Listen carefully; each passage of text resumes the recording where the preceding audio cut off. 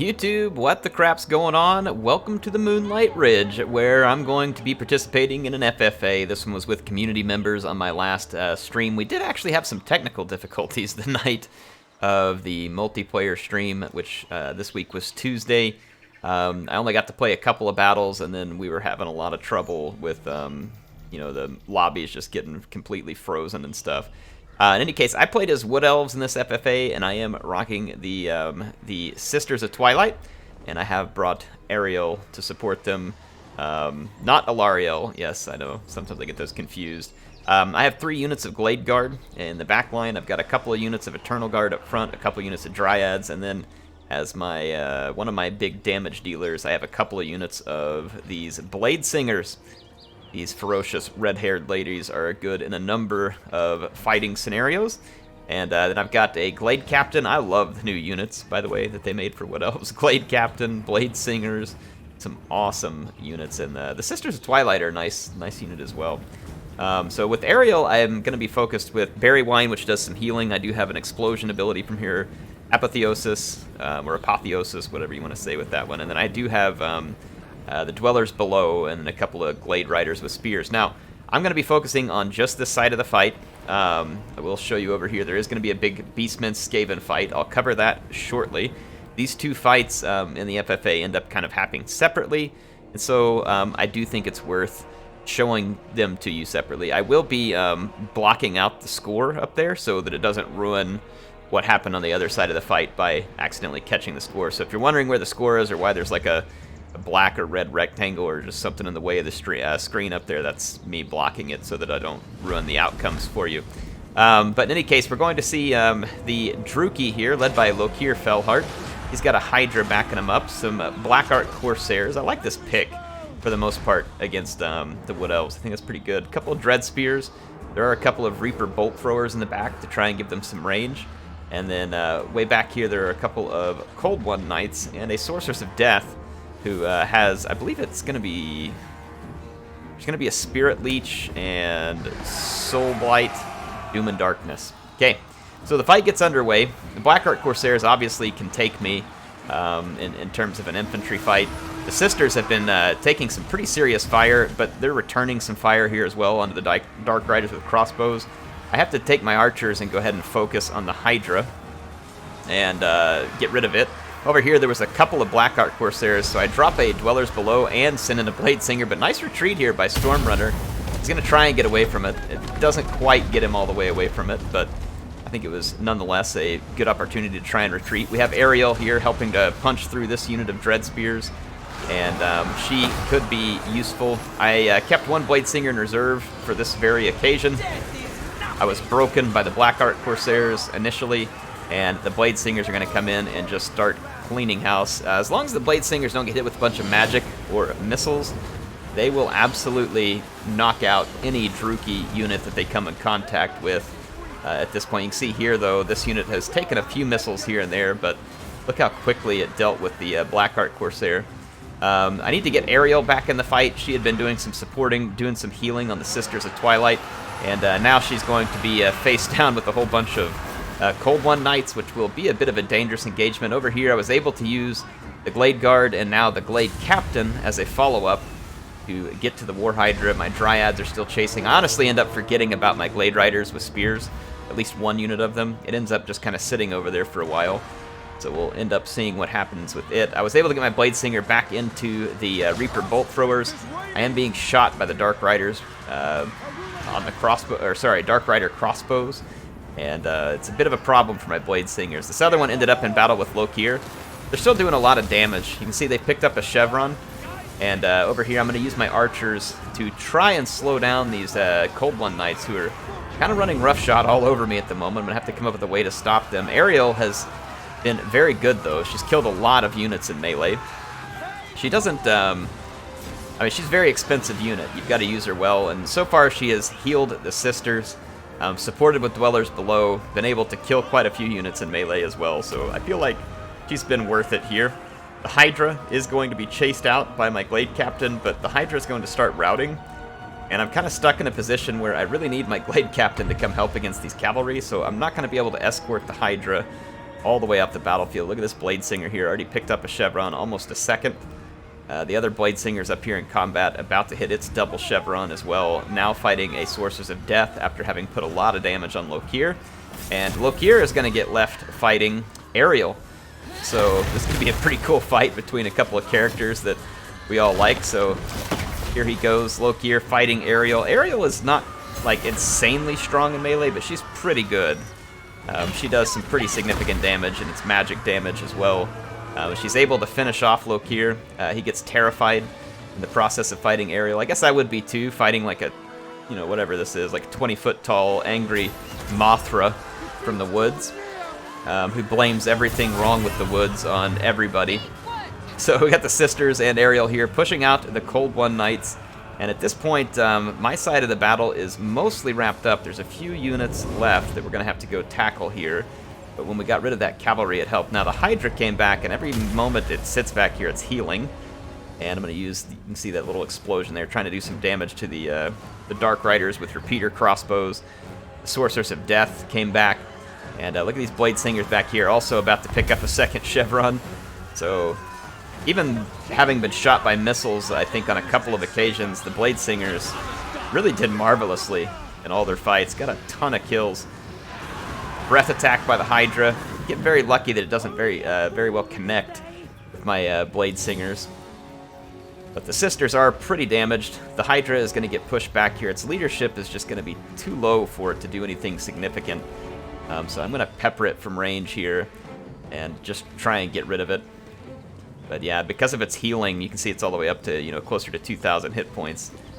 I love the dodging that the Hydra is doing here too, trying to soak up all the arrows from my Glade Guard. So that was very nice. See my Glade Captain moving in here. Going for the Hydra, but the Hydra routes, and then the repeater crossbows route, and that is going to be the end of Stormrunner. So I was able to win that battle. But I'm going to go ahead and edit back over to the beginning of the battle on the other side of the map. Let's take a look at what happened between the Beastmen and the Skaven. Alright, now on this side of the battle we have the short-ended straw as Skaven, and he is rocking a couple of hamster wheels. That'll be pretty fun. He's got a Warlock Master here, and then a standard Doom Wheel. Just clan rats up front, some rattling guns, and another cool unit that you're going to see here is Gorich. Gorich is actually pretty fun to use, and I think against the factions that are brought on the map here, he's a pretty interesting choice. He's fast, does tons of damage to infantry, does armor-piercing damage. He's not specifically anti-large, but he can still be pretty tough in a fight against a large entity. I think if it's the right fight. You're going to see the Beastmen here rolling in with Malagor the Dark Omen. Does have a Gorebull for support, and rushing in quickly are a couple of Centaur units, a Centaur with throwing axes, a Chaos Warhound, and a Warhound with poison, and they are going straight for these Poison Wind Mortars. Many of you all know from my recent Clan Molder campaign that Poison Wind Mortars quickly became a favorite unit of mine for the Skaven. They do cause massive damage to infantry blobs, and unfortunately for the Poison Wind Mortars, they're just not able to get this blob right here, which is just begging to be mortared. And Bat Senshi here is just absolutely rushing in with the Beastmen, going all in, got the mortars, and he's now pushing against the Doom Wheels. Check it out here, though. The Warlock Master just drops a brutal brass orb, excellently placed by a short-ended straw. I mean, that was just very well done. Gorebull surprisingly didn't go for the Warlock Master, but instead goes for this fight, and Bat Senshi is really kind of focusing his effort on just small pieces of the Skaven army at a time. And even like right here, it looks like Gorebull was going to go engage Gorich, which I would think would be a decent fight for Gorebull, but he actually doesn't have an attack where you can see he's trying to move past Gorich. So a bit of a mistake here. A summoned Cygor right on top of the rattling guns. So it's a pretty cool call by Bat Senshi, who's going to now be able to tie up the rattling guns, at least momentarily. Unless Short-Ended Straw is able to move them away. Malagor back here now fending off some clan rats. We're going to see a pretty big push here. Beastmen taking a lot of damage from these Doom Wheels, and a few of their units did rout, not surprisingly, especially with terrorizing units here like the Warlock Master. But the Beastmen will obviously probably try to rally. And until then, you're seeing Bat Senshi, like he did some damage here. Gonna ignore Gorich for the time being. He's gonna come over here and try and crunch this other pocket. So he's kind of moving between pockets of the Skaven, like picking off one at a time. It does leave him blobbed, which is going to leave him pretty vulnerable to damage, especially from stuff like this, where this Poison Wind Mortar just lobbing them all over this blob. And definitely not going to be great for Senshi. The Warp Lightning Cannon is still firing at the moment. You see the Warlock Master now swinging back through, and a lot of the Skaven chaff actually got cleaned up there. But just like the Beastmen, I would expect we'll see quite a few of the Skaven units also come back from running. You see Senshi moving some of his units back up. These Centaurs are throwing axes, trying to get away from one of the doomwheels. Another brass orb, and it is, again, well placed by the short-ended straw, and it's going to get some nice damage done there. And so the Beastmen really starting to feel some of the damage being brought by the Skaven. Gorich is still very healthy. He's going to be an extremely tough unit to take down, and the Warlock Master is also not going to be a pushover. It's going to be difficult for the Beastmen to deal with. Gorebull will be needed, and if he combines with Malagor, they'll be a pretty tough fighting force, but again, Gorich is also very tough. You can see here that the two of them are going to kind of get in a fight here, and we'll kind of see how that goes. Now remember, Gorebull is bonus versus large, but again, he decides to pull away from this fight as Bat Senshi seems more interested in another target, so Gorich is left alone. We are going to see some regrouped Warplock Jezzails, or sorry, not regrouped, but the Warplock Jezzails over here, trying to get some pot shots in. They're a long ways off. There's a fair number of trees in the way, so it will help the Beastmen. And the Beastmen see this, so Bat Senshi's going to send some Centaurs over, as well as his Razor Gore chariots, and he should be able to silence the Jezzails, though there is a pursuit here by the Warlock Master, so these units will have to silence the Jezzails rather quickly, or else they will get wrecked by the Warlock Master who's on the way. And these chariots are going to do a lot of damage to the Jezzails, so it may be enough to put them under. I don't know, we'll see. It looks like Senshi, though, getting a quick charge and trying to maybe either countercharge back or get away. I couldn't quite tell what he was up to. Gorich took some pretty significant damage. Gorebull is also pretty damaged. So we'll see here. It's ended up being kind of a close fight in some regards between these two. Though the Skaven definitely has some tough units left. The Doomwheel and Gorich, these Jezzails here, that is going to hurt. They're going to have to be silenced. You can see some archers, though, and some Centaurs and throwing axes. Nice lightning here. It's actually really well done for a unit that was moving. It ended up stopping right in the lightning. So, well done by Short-Ended Straw. Unfortunate for Bat Senshi. Yeah, we're going to see that Warlock Master now end up in a fight against the chariots. Gorebull is really laying it on thick. Gorich is a little ways away, not quite here, ready to support. Is this going to be another, yeah, another brass orb? Won't be as damaging to the Beastmen, but it'll still get some work done. Still get some work done. Here comes Gorich trying to save the day. See the Ungor Raiders that have regrouped going after the Warlock Master, who strikes them with lightning. And I think he's going to put them out of the fight with that lightning because of the leadership damage that it did. Ooh, it was very close there. Very close. See, once again, Gorebull is ignoring Gorich, so Gorebull and Gorich ignoring each other. The Poison Wind Mortars that have regrouped have gotten Bat Senshi's attention, and once again, he's headed that direction. Malagor, however, cannot get away from Gorich, and Malagor does count as a small, like an infantry-sized entity, so he gets absolutely pwned here by Gorich, puts him out of the fight, terrifies him. I mean, Gorich is pretty terrifying. I don't know who would want to be fighting that. He is quite the abomination of rat mutations and machinery. It's like Ikit Claw and Throt had a baby. It's pretty disgusting. Anyway, we're going to see Gorebull come in once again, trying to fight Gorich. Gorich's putting on some spin moves here, dancing, and it does some pretty decent damage to Gorebull. And this fight is going to be pretty close. You can see Gorich is very damaged. Gorebull also very damaged. He's got his deadly onslaught going, but once again, Bat Senshi pulls out of that fight. He may have been able to KO Gorich if he stayed at it just a bit longer. See another Warp Lightning here. There are some clan rats back here that are healthy that I'm not sure where these guys were hiding the whole time, but could be an important unit for Clan Scryer. Okay, it's the Poison Wind Mortars again that have Senshi's attention, and he is going to head that way. You can see the mortars put the Ungor Raiders down. Gorich in hot pursuit here. Fast forward a second, because looks like he's definitely going for the mortars. He does. Gorebull is very near to routing here. Very near to routing. Looks like the poison wind mortars will be dealt with. A few Beastmen units coming back, including Malagor, but Malagor takes a nasty shot off the Warlock Master's hamster wheel here. He's going to get caught in combat, and the hamster wheel is going to have a bonus against Malagor, so this is not a fight he wants to be in. That is certainly not going to help Beastmen morale, having their leader terrified and pushed around in an embarrassing way by a hamster wheel. Malagor made a nice decoration, a nice hood ornament for the hamster wheel. We're going to see the Centaurs with throwing axes looking to try and come over here and save Malagor. They do get a charge in, and the Warlock Master is wavering, gets charged by the chariots as well. Gorich coming in to countercharge, and then Gorebull not far behind, but the leadership for the Beastmen is falling apart, and look who came to visit. That's right, after I won my fight, I came over here, and I know it's mean of me. I always support Gorebull for Emperor and his destroy all humans policies, but I came up and I shot him. I know, I'm cruel. Heir's assassination attempt against Gorebull will never be forgotten. Never be forgotten. So the Skaven are going to turn around and have to pay some attention to me.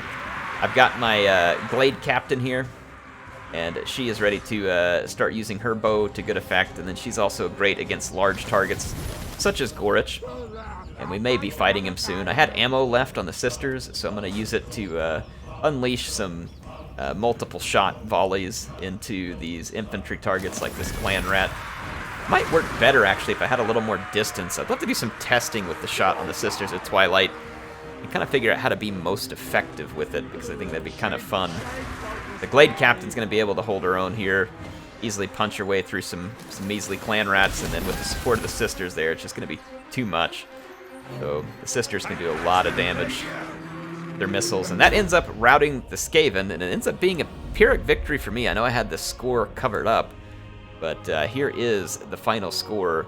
I was actually quite close until the end, but then the last man standing bonus put me well over the top on short-ended straw, but between the two of us, it was actually pretty close up to the end there in terms of score.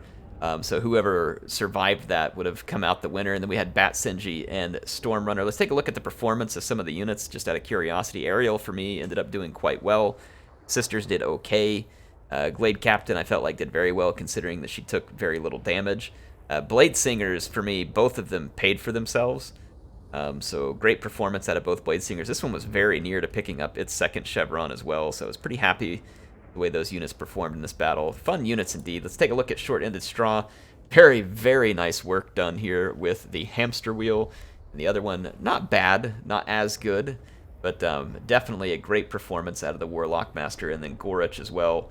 Just spectacular damage and value off of both these units. That's very well done by him. They were key units. He spent a lot of money on them, and they sure enough paid off in a big way. Let's take a look at Senshi's units. Gorebull, I think, had a pretty stellar performance there. The Chariots, I thought, did really well, and you can see that there. Got some good work out of the Sons of Goros, and then some very nice work out of these Centaurs with throwing axes as well, in my opinion. So some nice plays there. Let's go to Stormrunner and check out Lokhir. He wasn't able to do much, but it may have been because he was on foot, and it was just harder for him to get into the right fight. That can happen at times. I feel like the Hydra didn't get as much damage done because it was getting shot up pretty bad by the archers. It was fortunate for me and unfortunate for Stormrunner. Good performance here, though, on the Cold One Knights. I thought both of them did fairly well this battle before they routed, and then the bolt throwers were actually getting some pretty good damage done against the Sisters before my archers finally put them out of commission, and had they not, I think the Sisters would have been in some pretty big trouble from the bolt throwers. But hey, appreciate Short End the Straw, Bat Senshi, and Stormrunner for joining up. Had a lot of fun with this one.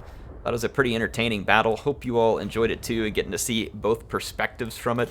And if you want to participate in this, every Tuesday night, sometimes I have to shift to Wednesday depending on schedule, but every Tuesday night at 8 p.m. US Central, I'll be doing battles with you all. You can come join the stream. If you want to play battles, great, you can jump in. If you don't, you can just come watch them. And then, of course, I'll occasionally use one of them as a replay like this, just to make a video for you, and hope to see you with more of these. HeirofCarthage signing out for now. I will see you soon.